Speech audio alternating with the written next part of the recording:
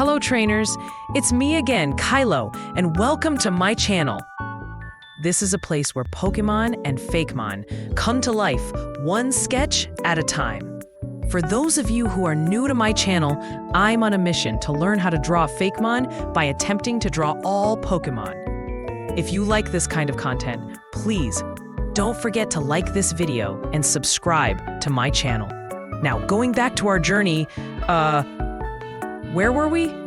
Oh yes, on our previous video, we started our adventure in the Kanto region and met the Kanto starters, Bulbasaur, Charmander, and Squirtle. And of course, their evolution line. So let's continue sketching and continue our adventure. Let's draw them all. Man, was I wrong when I thought that drawing Caterpie would be a piece of cake. No! Yes, the design might look simple, but kinda struggled with proportions. I was enjoying my time drawing it, not until I finished my line art and felt the proportions are a bit off and kinda wonky. Needed a bit of help with perspective.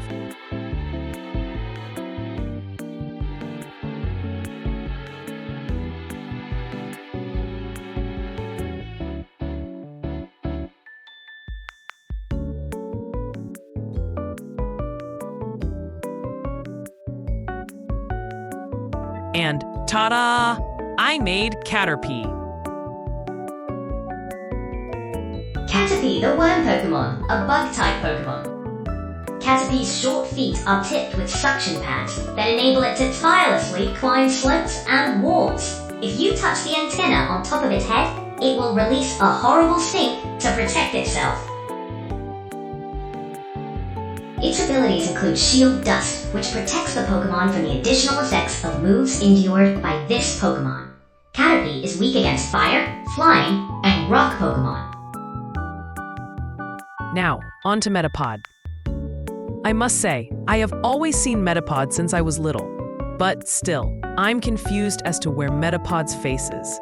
Its shape is nothing like anything I have drawn before. In short, drawing Metapod is an uncharted territory for me. I mean, look at it. It's crescent-shaped, but not really. It's geometrical. It's weird. But once I got the hang of it, I really enjoyed drawing Metapod. It was an exercise for me, and I loved it.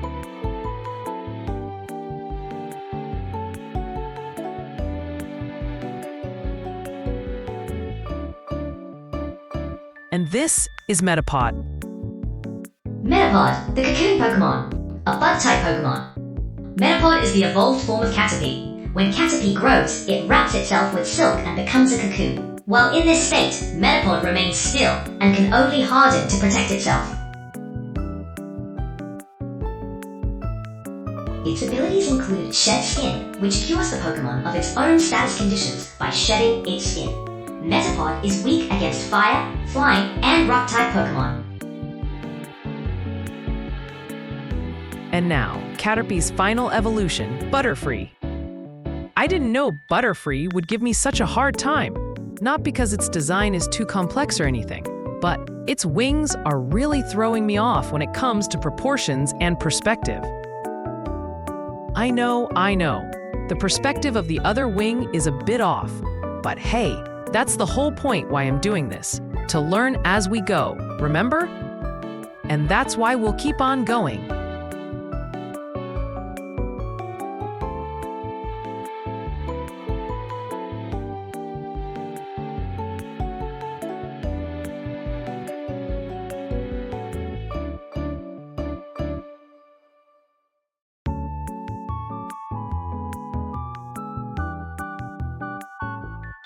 We made Butterfree. Butterfree, the butterfly Pokémon, a bug-flying type Pokémon. Butterfree is the evolved form of Metapod. Its wings are covered with poisonous powder that can repel water and allows Butterfree to fly in the rain.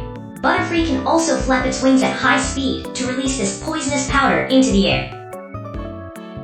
Its abilities include Compound Eyes, which boosts the Pokémon's accuracy. Butterfree is weak against fire, electric, ice, flying, and rock-type Pokémon. Moving on to our next Pokémon, Weedle. As compared to Caterpie, Weedle's design might be a little bit simpler. But, as I have learned, simple designs do not equate a character that is easy to draw. It is because simpler designs have very little room for error.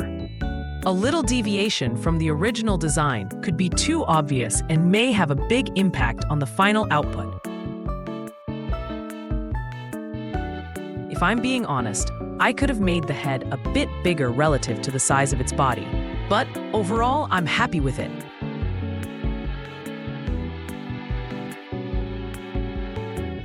So this is Weedle. Weedle, the hairy bug Pokémon, a bug poison type.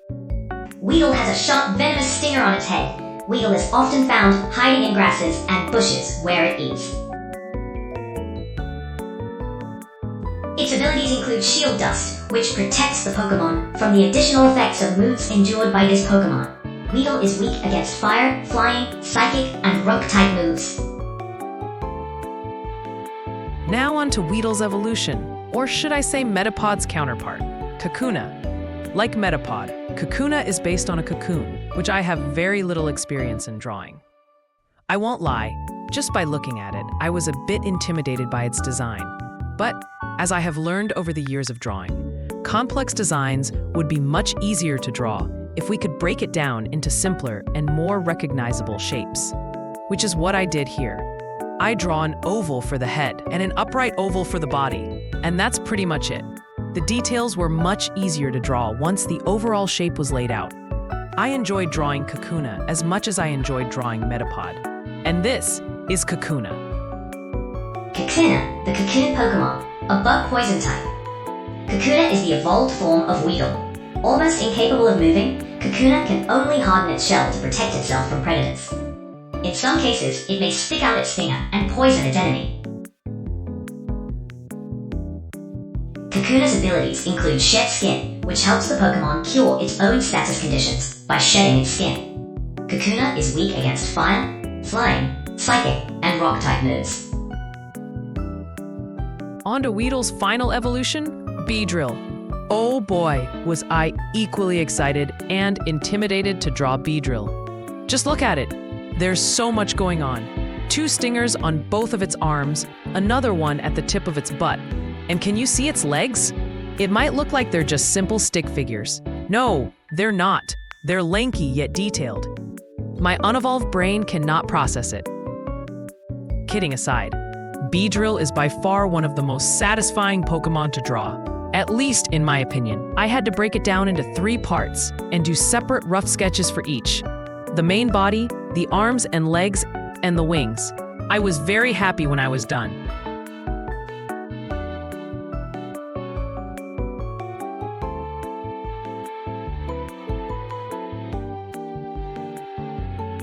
This is Beedrill. Beedrill, the poison bee Pokémon, a bug poison type. Beedrill is the evolved form of Kakuna and the final stage of its evolution line. Beedrill has 3 poisonous stingers on its body, 2 on its forelegs, and 1 on its tail, which are used to jab its enemies repeatedly. Its abilities include Swarm, which powers up bug-type moves when the Pokémon's HP is low. Beedrill is weak against Fire, Flying, Psychic, and Rock-type moves. Alright, let's talk about Pidgey now. I'll be honest, I haven't drawn a bird in a very long time. But Pidgey's design is very simple, familiar, and it makes sense because Pidgey is one of those first Pokémon you might run into. The design itself is basically a little brown pigeon-sparrow hybrid, with those distinct stripes over its eyes that kind of give it a fierce look, even though it's actually more cute than intimidating. So yeah, Pidgey might not win any awards for flashiness, but it nails its job perfectly. It's the classic starter bird.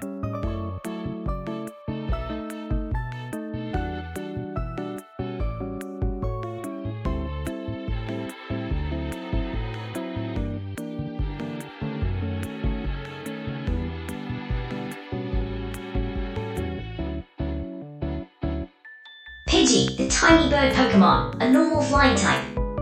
Pidgey is very docile. If attacked or disturbed, It would rather kick up sand to protect itself than fight back. Its abilities include Keen Eye, which prevents its accuracy from being lowered, and Tangled Feet, which boosts the Pokemon's evasiveness if it is confused. Pidgey is weak against electric, ice, and rock-type moves. Okay, now we're moving on to Pidgeotto, and this is where things start to get interesting. Pidgeotto looks like Pidgey just got a serious level up. It's bigger, sleeker, and that head crest instantly makes it look cooler. It's like the teenager phase where suddenly the Pokemon starts looking way more confident. Unlike Pidgey, Pidgeotto feels like it could actually swoop down and grab something. It's a really nice middle stage that balances the cute bird with intimidating predator. Honestly, Pidgeotto's one of those middle evolutions that doesn't feel awkward. It feels like a proper step up.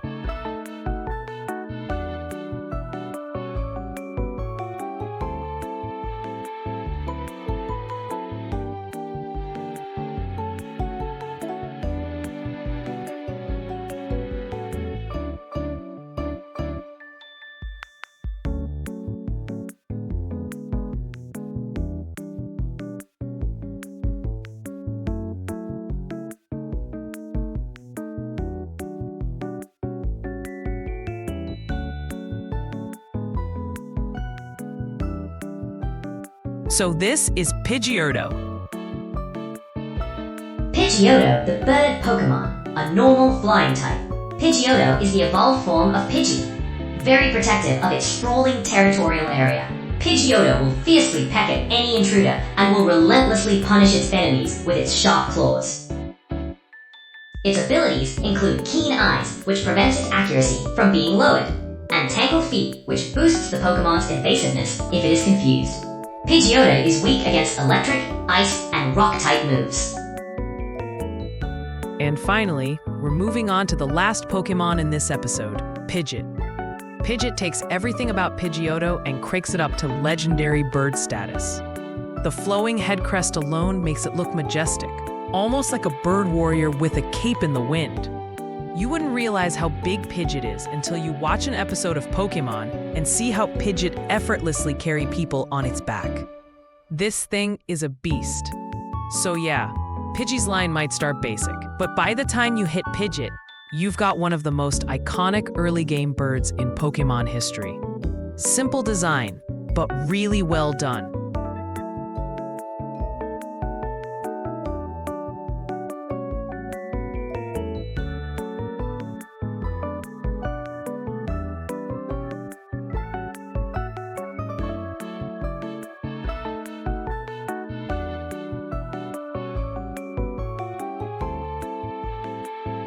So this is Pidgeot. Pidgeot, the bird Pokemon, a normal flying type. Pidgeot is the evolved form of Pidgeotto and the final stage of its evolution line. Pidgeot has well-developed chest muscles that makes it strong enough to whip up a gusty windstorm. It spreads its beautiful wings wide to frighten its enemies. Its abilities include Keen Eyes, which prevents its accuracy from being lowered, and Tangled Feet, which boosts the Pokemon's evasiveness if it is confused. Pidgeot is weak against electric, ice, and rock-type moves.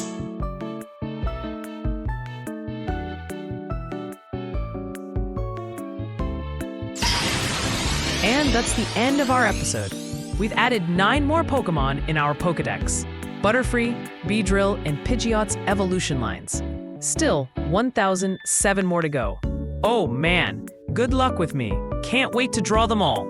See you in my next video. Bye!